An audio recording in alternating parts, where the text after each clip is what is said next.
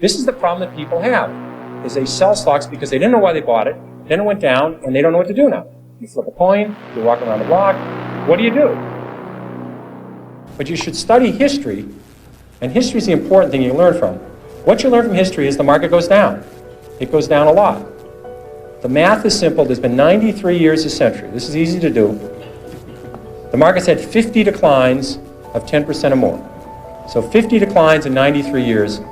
About once every 2 years, the market falls 10%. We call that a correction. That means that's a euphemism for losing a lot of money rapidly. So 50 declines in 93 years, about once every 2 years, the market falls 10%. Of those 50 declines, 15 have been 25% or more.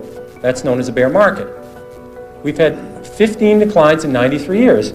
So every 6 years, the market's going to have a 25% decline. That's all you need to know. You need to know the market's going to go down sometime.